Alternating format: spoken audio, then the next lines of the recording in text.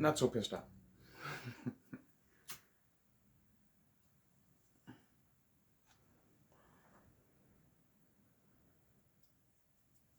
A little something, something there.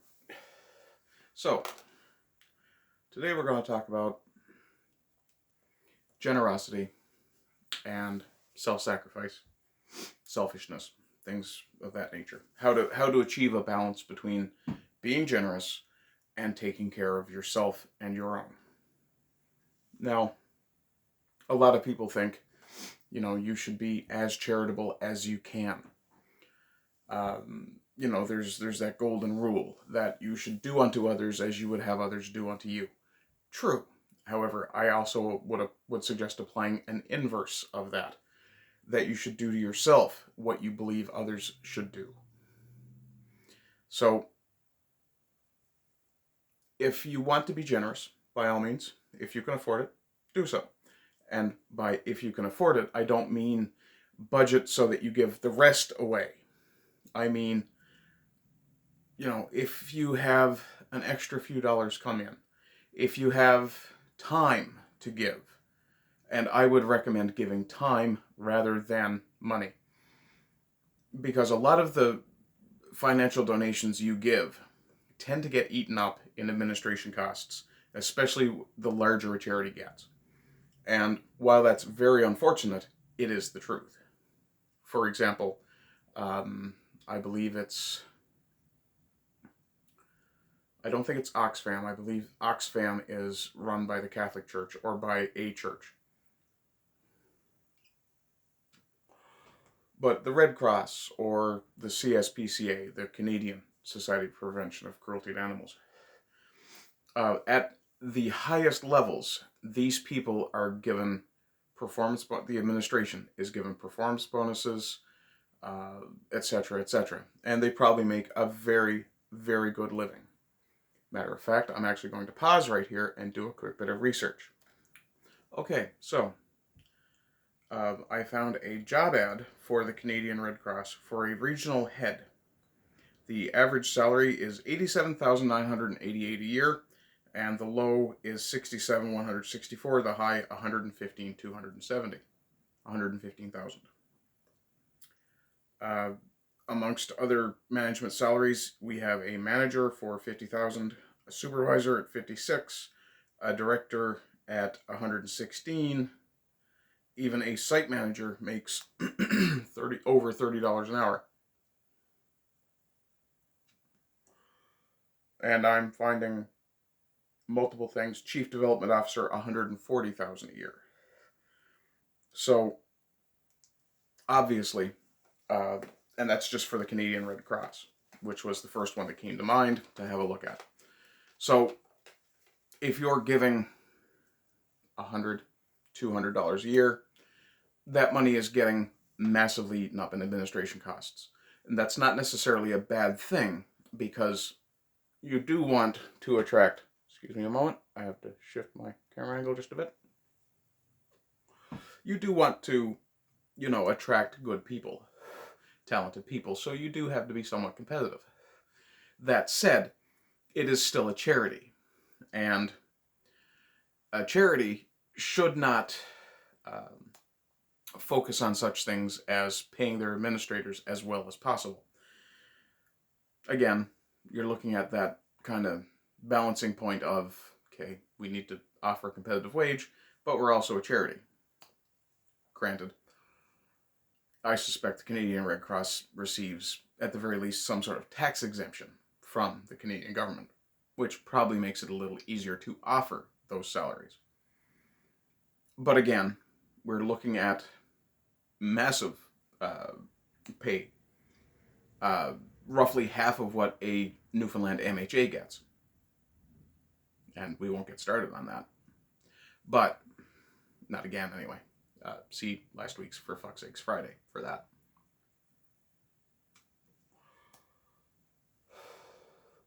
But there's also the baseline generosity of the average person. If you're a good person and you want to help people, I recommend give some time. I'm a former volunteer at an SPCA shelter, And hopefully in the future, I'll be able to do that again. At the moment, I simply don't have the means to get there, more than anything else. Beyond that, there's also the balancing of your needs against your wish to do good.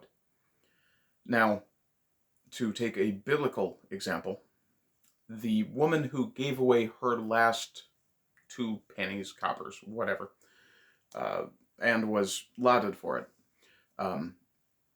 We don't know if she had children. We don't know if she was struggling to survive. In fact, she may very well have been. It's been some time since I read that story. But my feeling is that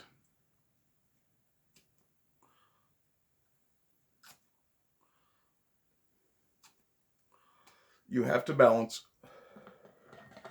caring for others with caring for yourself. If you have taken on obligations and responsibilities, for example, to children or to a woman, or to society in general, you have to balance that obligation, that duty of care, with the duty of care you have for yourself. And this is why I come with the inverted golden rule, that you should only do unto others, or that you should do for yourself what you would want others to do for you as well. Once you have reached the point where you can say, okay, I can afford, I can give time, then you also have to bear in mind that if you spend too much time, you're taking time away from something else. Now, I do tend to try to avoid the zero-sum fallacy. However, there are only so many hours in a day. And, if you are taking time away from your family in order to give to a charitable cause, then you are actually failing at charity, in my opinion. What you are doing is, you're not even robbing Peter to pay Paul. What you're doing there is simply robbing, because you're also robbing yourself of time spent with family, time spent fulfilling the obligations you have taken on. If you do too much for others, you fail to have time enough to do things for yourself. And myself, I am very aware that I need to take a certain degree of time, a certain amount of time for myself, generally each day, certainly each week. And doing what I'm doing, the YouTube right now, it's very, very helpful, because I am able to work when I choose to. For example, it's middle of the afternoon and I'm recording a video for Thursday on Monday.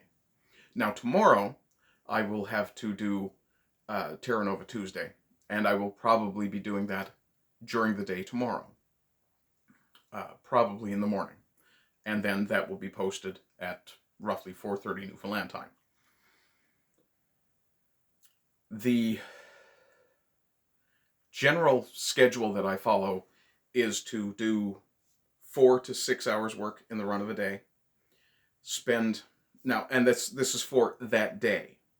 So really, I'm doing work ahead, but what I'm trying to do is set it up so that when I want to take time for myself, I can. And I also have to balance needing to go buy groceries, needing to get doctor's appointments in, things of that nature. If I'm constantly doing videos and just barely keeping up with my schedule, then I don't have time for myself. So that obligation that I've taken on for myself ends up taking away from my obligations to myself. As a friend of mine heard from, if I recall correctly, it was a suicide hotline years ago, when, ironically, at about the same time, we were both going through some very rough times in college. As it was said to him, sometimes you have to step away from doing things for other people in order to do things for yourself. This isn't selfish, it's survival. And by the same token, if you want others to flourish, you cannot do that if you yourself are not capable of flourishing.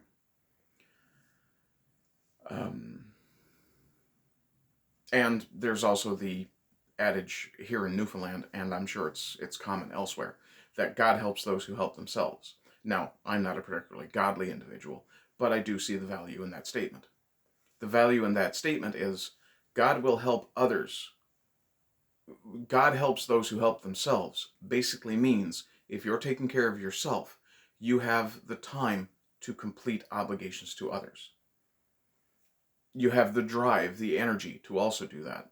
If you are completely burning yourself out being charitable or generous to others and not taking care of those who depend on you or not taking care of yourself, by the way, you are someone who depends on you to take care of you, in case you weren't aware of that.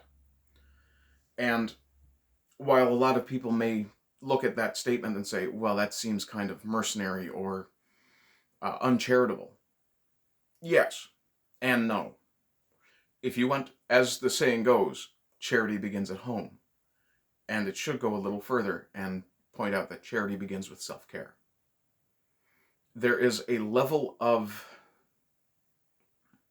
obligation that you have to yourself that has to be prioritized before you can be any use to someone else. If you are not in a good place for yourself, how could you possibly be in a good place for someone else? They don't scan.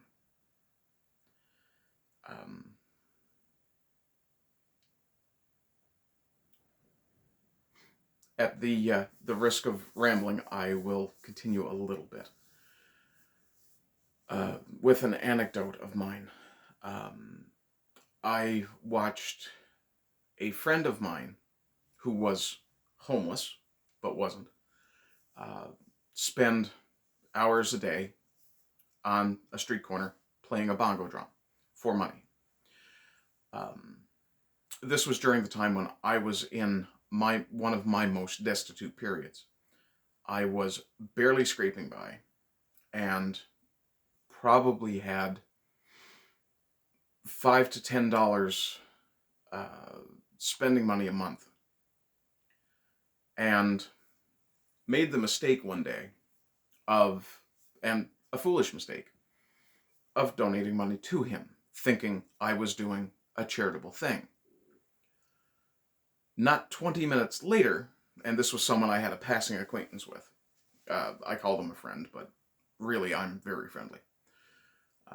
But it was not a half an hour, maybe 20 minutes later, that I watched this person go into a coffee shop in a downtown area and lay out $10, no problem, for a very expensive coffee. At which point I thought, I've been taken advantage of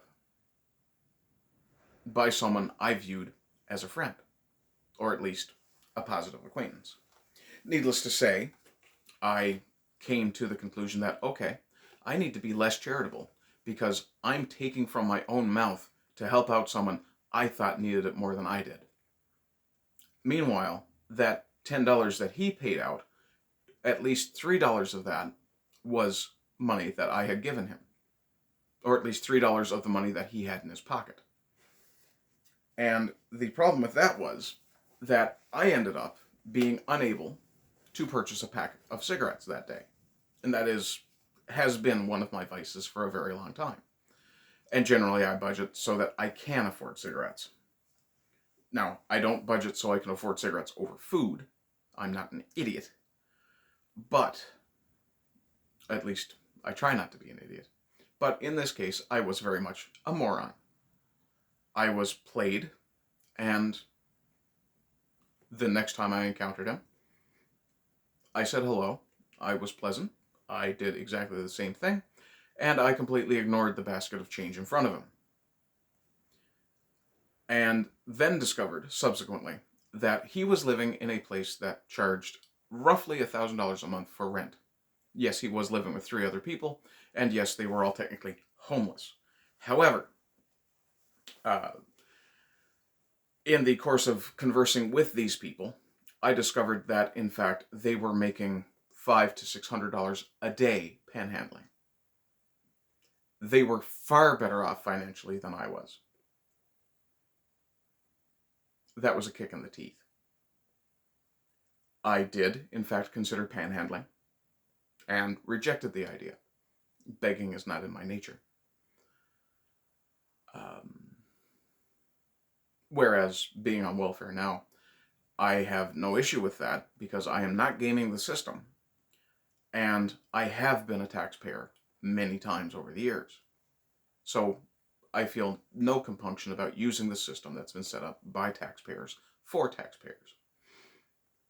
That said, I do have a limit to my charitable nature. If I have $2 in my pocket and I want a bottle of water because I'm thirsty, then I'm buying a bottle of water because I'm thirsty. I'm not taking that $2 and putting it in an SPCA jar. Especially when, as very well illustrated just a moment ago, I was able to point out that administrators for big charities make a lot of money. So yeah, be good to people where you can, but remember to be good to yourself first. In any case, folks, I hope you're having a good day. I hope you continue to have good days. I do apologize for the lighting. It was quite bright when I started. I'm surprised it got as dark as it did. So rise and rise again until lambs become lions. Bye-bye.